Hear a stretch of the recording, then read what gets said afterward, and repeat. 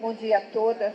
E dizer que esse convite é um convite muito honroso para nós, sobretudo que estamos pensando, refletindo, construindo alguns sentidos para a educação desse país, para a profissão docente, para a docência. Então, agradeço imensamente a esse convite, à organização e a todos que estão aqui, a todas que estão aqui, todos que estão aqui nessa manhã, para a gente trazer questões que são questões, na verdade, no nosso momento, no nosso tempo, e que, portanto, todos nós podemos nos sentir co-construtores desse momento histórico. E eu denomino esse tempo histórico de tempos sombrios. Eu pego emprestado de uma filósofa alemã para pensar, ela se referia ao momento de guerras e entre guerras, mas pensar na grande sombra que estamos nós nesse país vivendo nesses últimos anos e que sem dúvida nenhuma requer de nós um posicionamento, requer de nós uma atitude frente a tantos retrocessos e a tantas dificuldades para ser brasileiro. Bom, eu vou começar dizendo que eu sou contrária à ideia de uma base nacional comum. E vou dizer por que eu acho que eu sou contrária à ideia de um currículo unificado e que, portanto, em relação a uma base. Porque tudo que unifica exclui, tudo que unifica silencia. E a base, como o professor Marcelo fala, ao invés de ser uma base, ela pretende construir um edifício pelo teto. E, nesse sentido, nós temos que pensar qual é o nosso potencial como professores, como sujeitos desse país, como pais, professores de todas as naturezas. E eu também gostaria de, assim como o professor Marcelo, somando a muitas das suas reflexões, dizer também como compartilho da ideia de currículo, não como uma listagem, não como um rol. Currículo é uma construção social que envolve os sujeitos, os atores e os grupos disputando. Sempre currículo é disputa. Sempre currículo vai envolver disputa. E nessa disputa, os atores e os grupos, eles não participam com igual poder. Eles sempre disputam em relação a um desnível dessas suas próprias relações de poder. E, portanto, esses grupos vão fazer pressão. Então, a minha reflexão, de uma certa forma, vai tentar problematizar essa questão e pensar junto, como que foi falado anteriormente, que nós não podemos separar esse processo de construção em fases, em etapas. Porque toda vez que nós fazemos esse tipo de operação mental, de pensar em etapas, nós vamos, mais uma vez, considerar que alguns estão determinando por nós e que nós, professores, somos os cumpridores dessas ordens. Então, a essa ideia que eu também me coloco contrário. Pode passar? Isso. Bom, então, nesse sentido, eu vou entender que a construção social e cultural, porque envolve também uma produção cultural importante, da Base Nacional Comum Curricular, ela se dá entre disputas e terrenos minados que nos levam, muitas vezes, a naturalizar e achar que tem que ser assim. Achar que esta lei, ela é uma lei para sempre e que nos cabe, portanto, obedecer. É preciso pensar que toda a formulação curricular de um país, de um município, de um estado, de qualquer, mesmo de uma escola, ela está atrelada a um projeto. No caso de uma base nacional, está atrelada a um projeto de nação, a um projeto educacional que está pensando o futuro. Há sempre uma relação projetiva, há sempre uma relação de futuro. E que, portanto, esse projeto, ele não é um projeto que surge já unânime, consensual, ele é, por si, um projeto em construção que vai envolver disputas. E é preciso, então, perguntar quem é que elabora, quem é que está pensando a ideia de uma base nacional comum curricular? Quem é que elabora, chamo eu, a agenda? Pode passar. Bom, e aí vamos pensar que projetos estão sustentando a ideia de uma base do currículo unificado, como no caso a BNCC. E podemos dizer que talvez estamos vivendo no país num processo crescente, intensificado, e sobretudo nesse momento histórico, de um processo, de uma disputa de interesses privatistas pelo público. Nós estamos vivendo um momento que talvez não tenha se configurado ainda com tamanha força, com tamanha potência, embora ele não esteja começando agora, obviamente, mas nesse crescente um processo que disputa o público, porque o público ele se tornou o sinônimo da ineficiência, o sinônimo da impossibilidade, da incapacidade, e quando o público assim se torna representado socialmente, ele representa os sujeitos que fazem esse público. Os sujeitos que trabalham e operam nos sistemas públicos, no nosso caso, no sistema público educacional. E esses grupos, o Marcelo citou alguns deles, eles estão representados aqui, o professor Luiz Carlos Freitas, da Universidade de Campinas, denomina dos reformadores empresariais. São grupos, não somente grupos educacionais, grupos que, empresas que são donas de escolas e de editoras, mas são grupos que aparentemente não têm uma vinculação direta com a educação. O grupo Itaú, a Natura, Submarino, todo o grupo do Jorge Paulo Lemann, só a Ambev não aparece nessa listagem, porque ficaria meio esquisito, mas enfim. Mas o grupo Itaú, a Fundação e as fundações, que são braços dessas empresas profissionalizados e que vendem seu serviço às instâncias públicas. Então, esses grupos, o Volkswagen, Boticário e uma lista enorme que a gente pode listar aqui, que vendem seus serviços. Quais são esses serviços que são vendidos? Logicamente, material didático e as consultorias. Se nós formos dar uma volta, se fosse possível, se a gente fosse dar uma volta, por exemplo, pelo MEC ou pelos ministérios, em Brasília, a gente iria topar com vários dessas equipes, que são equipes financiadas muitos por essas fundações ou por essas empresas, vendendo consultoria, estabelecendo metas, estabelecendo toda uma lógica empresarial.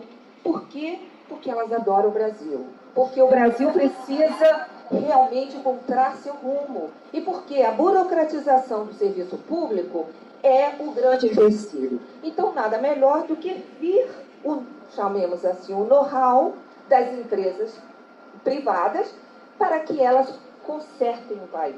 Bom, eu nem precisaria dizer sobre as nossas reclamações às empresas privadas de telefonia, aos bancos e assim por diante. Ou seja, este modelo retórico dessa posição modelar de que reformam porque são eficientes é também uma falácia e é também uma estratégia empresarial para vender os seus produtos. Mas o que eles estão em si vendendo? Eles estão vendendo o controle, o anterior, só um pouquinho ainda. Eles estão vendendo o controle sobre a prática dos professores, sob o pressuposto de que os professores são incapazes de gerir o seu próprio trabalho docente. A venda está alicerçada nesta ideia de incapacidade do professorado. E aí essas ideias, elas, portanto, reforçam, existe uma equação para essa reforma, para esse conserto do público, que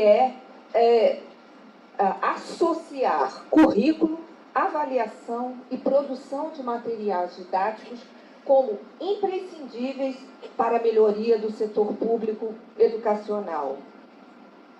É imprescindível, mas porque também são controlados externamente, porque o professor e a escola é deixado como espectador do lado de fora.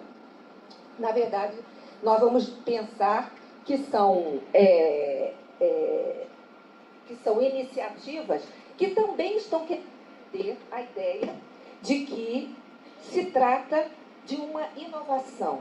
A Base Nacional Comum Curricular seria algo novo e eu acho que é preciso também problematizar o que estaria sendo colocado como novo. E aí eu vou fazer coro à ideia de que na LDP a noção, o princípio de um núcleo, de uma base comum, não necessariamente significa a construção disso que está sendo votado, que foi votado, inclusive, pelo Conselho Nacional de Educação. E aí, portanto, a base seria portadora dessa boa nova. E toda boa nova, ela traz implícito a ideia de melhoria, de que é possível, portanto, resolver os problemas seculares da educação brasileira, os problemas da desigualdade, pela produção de um documento dessa natureza. Nós temos sido bombardeados, né, na televisão pela propaganda da base. Quer dizer então que lá no Piauí vai acontecer igual a mim que estou em Santa Catarina? Ou seja, será que então eu que estou lá no Piauí, coitadinho, né? Vou ter direito igual a quem está em Santa Catarina? Então, a ideia é de que, com esta formulação curricular, nós tenhamos, então, resolvendo esses problemas. E que aí eu pergunto qual seria a novidade da base. O que a base traz de novo? Eu vou argumentar que o que a base traz de novo é um modo sofisticado de controlar o trabalho docente. É um modo excessivamente pensado e refinado do controle ao docente. Vai haver mudança porque os professores e as escolas serão melhor controlados. Afinal, o Brasil é o país da bagunça, né? Nós temos lei, não cumprimos lei. Então vamos controlar e aí então vamos ver a melhora surgindo. E o que seria novo? O que eu consigo identificar como novo? Em primeiro lugar, eu digo que é o reforço desses interesses privados no campo da educação pela presença dessas fundações privadas. E as fundações privadas estão associadas a movimentos como Todos pela Base, Movimento em Defesa da Base Nacional Comum Curricular e o movimento Todos pela Educação. O Todos pela Educação tem como seus fundadores um espectro de atores sociais bastante distintos e conflitantes. Aparentemente, todos estão juntos pela melhoria da educação no Brasil. E nós temos o multibilionário, um dos homens mais ricos do mundo, Jorge Paulo Lemann. Temos os fundadores da Fundação Gerdau, temos os representantes da família Marinho, mas também temos atores, Lázaro Ramos, temos pessoas universitárias e temos conselheiros do Conselho Nacional de Educação. Então, esta tentativa de consensualizar é também uma estratégia de disputa por esse espaço da base. E aí, então, essa é a novidade. Esse reforço, talvez, que tenha se configurado no nosso país pela primeira vez com tamanha engenharia de produção, o controle privatista sobre os interesses. Isso não é um discurso radicalizado de quem está vendo a luta do capital e a luta do socialismo e capitalismo. Não se trata disso. Se trata materializado pela presença dessas fundações que estão representando diferentes empresas e, portanto, produzindo bens de consumo para serem vendidos no interior. A segunda novidade, a educação à distância, que também, mais uma vez, não é uma retórica, está presente, inclusive, na própria reforma do ensino médio. E a consolidação de um sistema de avaliação de larga escala. Eu diria que no Brasil nós começamos, todo esse processo foi comendo pelas beiradas, porque chegaram as avaliações, as escolas foram recebendo as avaliações, SAEB, Prova Brasil, chegamos dentro do interior do estado, né, SAERJ, SAERJinho, mais recente, naturalmente, o Enem. E quando nós nos demos conta, tudo isso fazia parte desta mesma engenharia de produção que associa currículo, avaliação, produção de materiais e bens de consumo para serem vendidos no interior das secretarias. E há uma questão de ordem metodológica que eu considero e reputo como muito grave no processo de construção da Base Nacional Comum Curricular. Diz respeito à posição subalterna que os professores ocuparam nessa produção. Os professores, quando muito, foram convidados a participar de equipes de elaboração. Digo eu, equipes de elaboração em que esses docentes, ou indicados pelas secretarias municipais, ou sob outra forma de indicação, participavam, mas na condição subalterna, porque estavam, por sua vez, sob a coordenação dos chamados especialistas. E os especialistas, professores universitários, que supostamente detinham e detêm o conhecimento e, naturalmente, nessa relação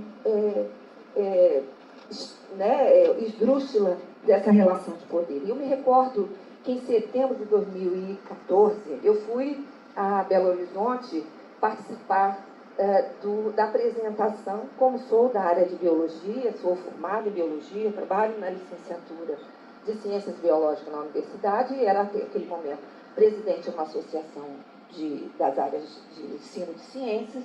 Eu fui para essa reunião. E me lembro que uma professora se levantou no auditório e disse: eu também sou especialista. Eu sou especialista da sala de aula. E havia ali um discurso dos próprios professores incorporando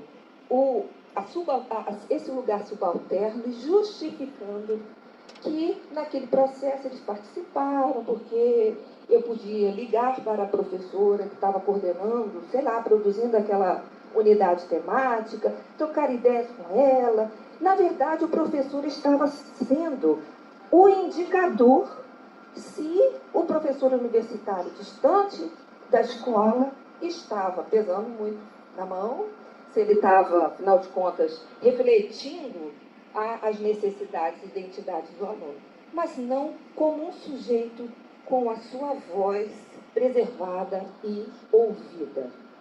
Então, essa posição subalterna, ela foi contornada retoricamente pelo Ministério com a chamada consulta pública, que gerou milhares mesmo, né, de participações. Mas eu digo que essa foi uma permissão não autorizada e não utilizada para falar. Porque se alguém fez esse exercício, você chegava numa plataforma difícil, inclusive de acesso, de se movimentar por ela, e você então dava sua opinião sobre um determinado descritor, para dizer se aquele descritor estava, mais uma vez, a posição de indicador. E isso foi tomado como um processo de legitimação de toda a consulta pública, como um processo democrático que, na verdade, produziram críticas superficiais que não enfrentaram as questões fundamentais do processo de construção dessa base. Pode passar, por favor.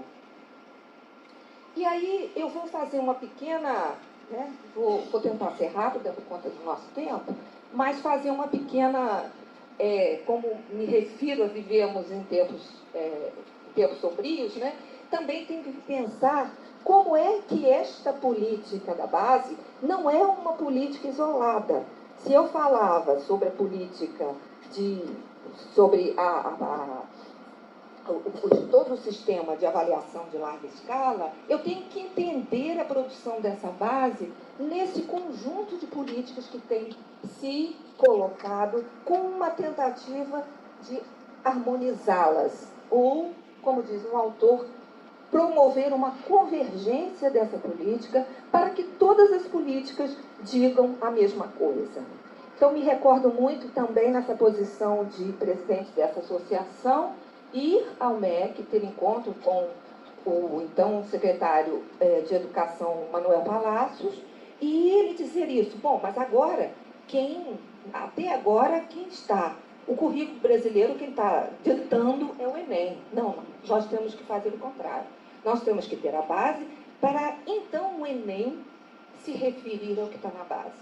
Então, portanto, não dá para, embora tenham naturezas relativamente distintas, não dá para a gente separar essa discussão de outras políticas que têm sido produzidas, e algumas delas em conflito, como, por exemplo, as diretrizes curriculares nacionais para a formação de professores, que prevê que assinala o lugar da diferença, enquanto que a unificação reduz ou elimina a diferença.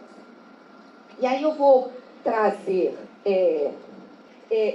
então, esses que também, né, todos são tempos históricos vividos por nós, os do notório saber, e não vou me demorar muito, mas apenas registrar este ataque, esta ameaça ostensiva à profissão docente, com a introdução do notório saber, com a possibilidade de que um professor que não for formado pela licenciatura ocupe lugares de docência no interior da escola. Isso significa, o professor formou em física, ele é ótimo em física, mas não tem emprego em física.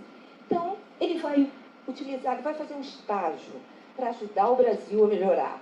E ele, então, vai lá e vai poder exercer a docência na base daquilo que tem sido historicamente criticado, refletido, de que ensinar não é unicamente saber o conteúdo. As lutas pela profissionalização docente, as lutas que são históricas no nosso país, elas vão na contramão, ou isso vai na contramão dessas lutas, uma vez que se pensa na formação de um educador e não de um ensinador. Então, o notório saber é a ideia de um ensinador. E eu vou, não vou fazer um apanhado mais profundo, mas eu gostaria de assinalar o quanto que, em primeiro lugar, na reforma do ensino médio, a educação de jovens e adultos fica fora. E como também se admite uma formação totalmente à distância.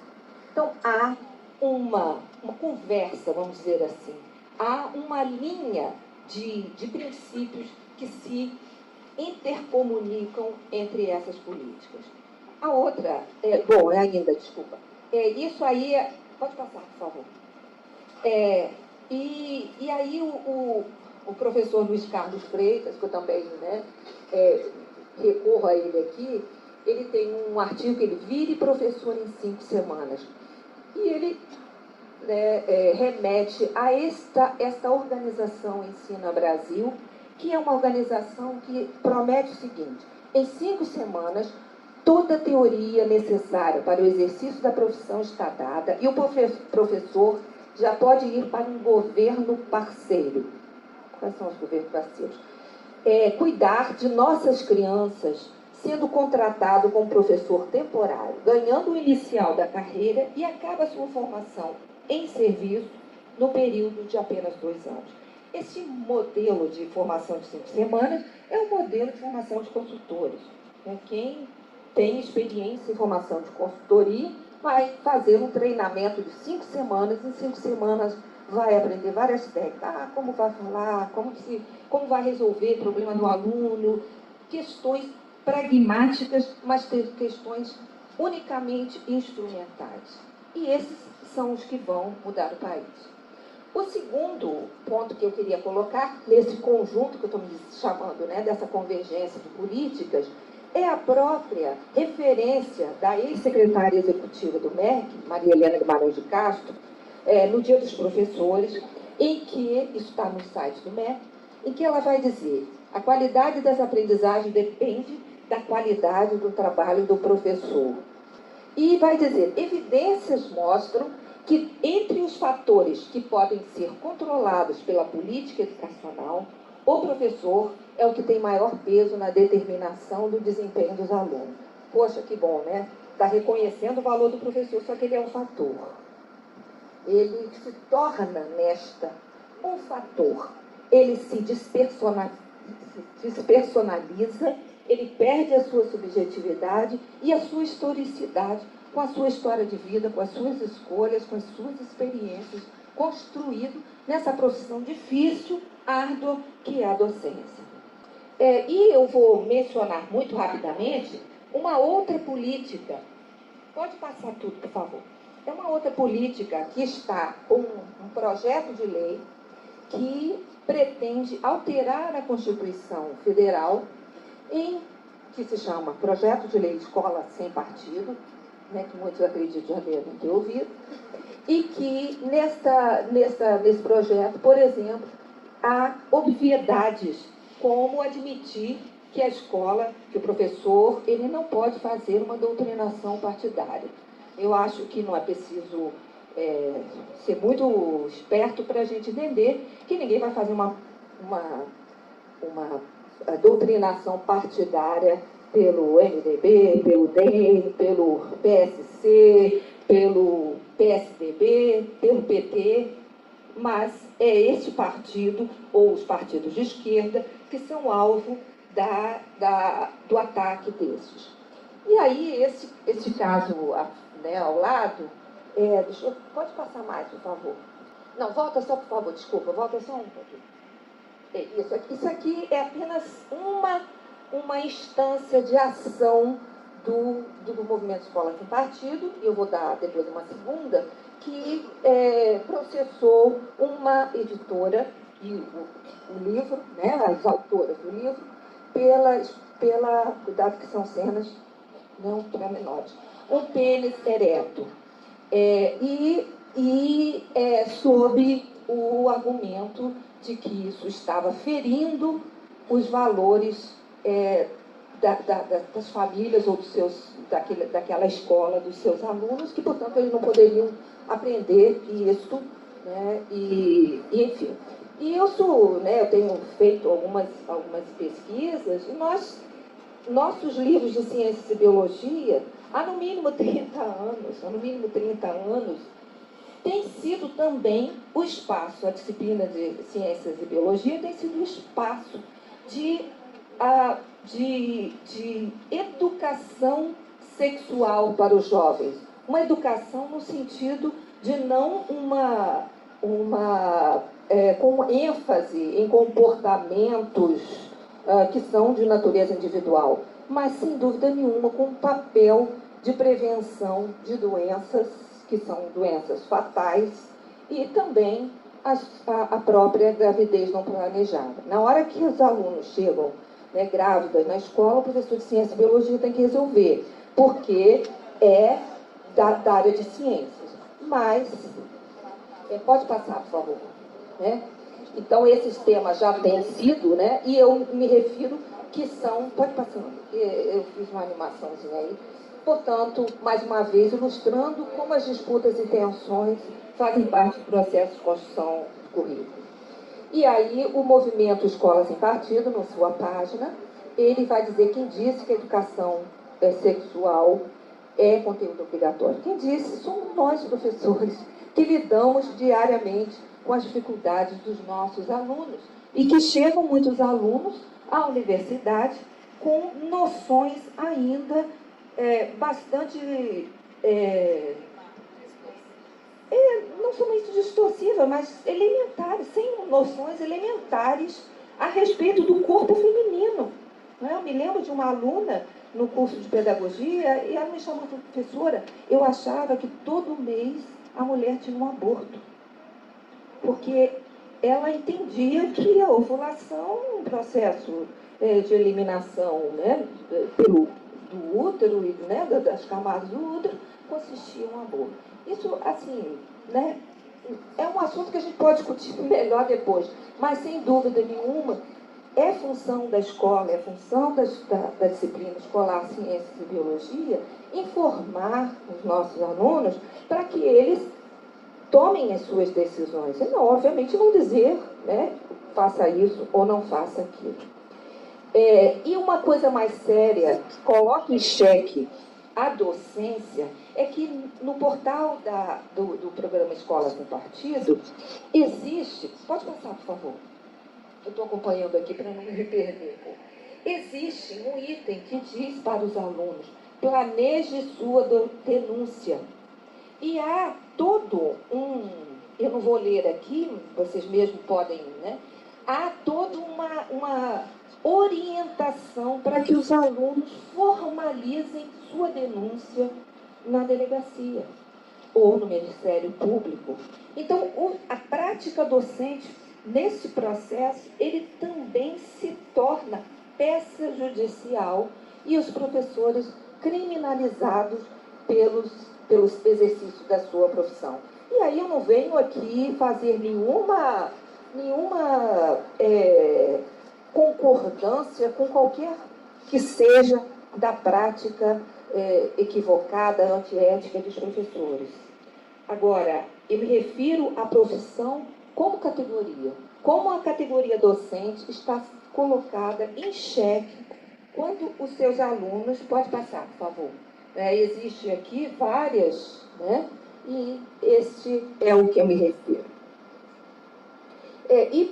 Pode passar, por favor. E para, assim, completar, né, nesse movimento de convergências políticas, o próprio movimento Escola Sem Partido, ele, no ano passado, ele recorreu ao Ministério Público e ganhou um recurso para suspender a possibilidade de eliminação na prova do Enem dos alunos que violassem os direitos humanos, sob o argumento de que é direito humano se manifestar. E aí eu costumo conversar com meus alunos. Vamos imaginar que Adolf Hitler estivesse fazendo uma prova no Enem. Aí ele fez lá, professor de redação, aprendeu como ele fazia a introdução, como ele fazia, né, o desenvolvimento do seu argumento, como ele faria a conclusão, no número de linhas exigido para a prova. E aí a questão da prova era a execução de judeus na Câmara de Gás. E o Adolf Hitler foi exemplar e tirou a nota máxima. E nós temos Adolf Hitler entre nós estudando na universidade. Isso é uma caricatura para entender o alcance e o poder, e para pensar que esses grupos que disputam o currículo, eles não estão disputando. Isso não é bolinho, não estão disputando, isso não é brincadeira, isso não é banalidade. Eles estão efetivamente usando de estratégias de controle sobre o currículo. Bom, termino aqui a minha digressão, né? E vou entrar numa análise também bem rápida de um autor norte-americano que ele entende esse movimento que tanto controla o currículo pela invasão da ideologia do mercado, quanto pela própria invasão do neoconservadorismo. Ou seja, são grupos organizados que pretendem controlar o currículo. Um deles, né, o empresariado, né, com a ideologia da economia do mercado, quer um Estado mínimo, quer um Estado que não se ocupe desta formação, mas que financie as empresas para que essas empresas, então, possam colocar o serviço público nos eixos. E aí isso vai reduzir a ação do Estado, recomendando privatização, livre escolha, defender a utilização de metodologia empresarial, ranqueamentos, enfim, isto está vinculado à ideia de construção de um currículo único. Porque se no início eu disse que o currículo único, a ideia de currículo único, não posso concordar, porque ela controla, normatiza e silencia, naturalmente, quanto mais queremos controlar, quanto mais vamos unificar para controlar melhor. E esse outro é o de ideologias diferentes, requer um Estado forte para que o Estado, no caso, né, que eu citei como exemplo, ele controle o currículo também, produzindo, por exemplo, mudança na própria Constituição, e que vai agir sob o controle dos sujeitos, defendendo mais uma vez a liberdade. Todos vão defender a liberdade. E desde que sejam reforçados os valores da família, da religião, sob o argumento de recuperação moral da sociedade. Bom, então, vamos pensar sobre esse controle, e eu entendo que esse controle, ele é uma lógica incompatível, porque como pode o professor ser autônomo e obediente ao mesmo tempo? Como ele pode ser obrigado a fazer isso, ser forçado? Como que a expressão obrigatória carrega um teor, né, de controle e, ao mesmo tempo, ele poder ser criativo? Então, eu vou ser criativo dentro de determinados limites já fixados para eu ser criativo. Como, né, portanto, fomentar essa criatividade ao lado da obediência a prazos, porque nós vamos ter prazo de ensinar, prazo de aprender, e os nossos alunos têm que ter prazo para mostrar que aprenderam. Modelos unificados de provas, né, professores e alunos reféns dos padrões e dos índices de rendimento e de qualidade. A expressão qualidade, ela vai assumir um lugar central, estamos defendendo a qualidade, mas ela também é polissêmica, porque o que alguns desses grupos estão entendendo por qualidade, necessariamente não pode ser as referências de qualidade que nós, subjetivamente e coletivamente, vamos construindo. Então, portanto, esse acirramento desses mecanismos de controle advindos da base, entre esse conjunto que eu me referi, ele vai, portanto, extrapolar, né, as possibilidades de construção autônoma, e ele vai acentuar a exclusão, porque ele vai substituir o compromisso com a formação dos alunos pela ilusão da competitividade. Então, nós estaremos muito mais empenhados em produzir alunos que saem bem nas provas do que alunos que estão sendo por nós formados. Nós estamos muito mais, passaremos muito mais, como já passamos, a ser reconhecidos como bons professores pelo quanto nós aprovamos, colocamos nossos alunos nos índices de aprovação. Então, nós, como sujeitos, professores, estamos, sem dúvida nenhuma, sendo desrespeitado as suas possibilidades de criar e de agir autonomamente. Então, já estou realmente, né? Eu vou entender que nenhum documento ele pode secundarizar qualquer uma dessas questões a que me refiro, e, sobretudo, porque as práticas docentes parecem muito fáceis e qualquer um pode fazer. E isso contribui para o desprestígio e a legitimação de nossa profissão.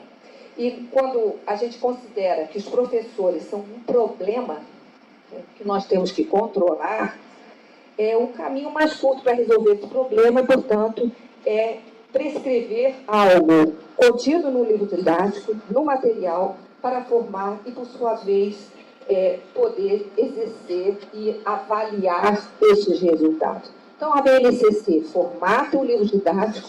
Pode passar um, por favor? Para frente. Passa mais um. A BNCC formata o livro didático ou material, formata a avaliação e esses vão formatar o professor para que a gente possa medir as qualidade da docência, a qualidade do ensino. E eu vou só entender, pode passar, por favor, que existem esses consensos que eu já falei, né? Mas eu entendo também que existem outros consensos que podemos também lutar por eles e que podemos constituir o nosso projeto docente no interior das nossas instituições. Existe algo imponderável que as políticas, que as determinações não podem alcançar. E esse imponderável, ele é produzido por nós, professores, no cotidiano, no dia a dia, no chão da escola, sentindo a temperatura, o calor, as dificuldades, junto com os nossos alunos. Eu vou dizer também que esses são consensos que estão em disputa. Como um processo de construção, eles não, ainda que em poder menor, eles são de disputa. Mas eu quero pensar que os tempos sombrios, eles não duram para sempre. Pode passar o último. Muito obrigada.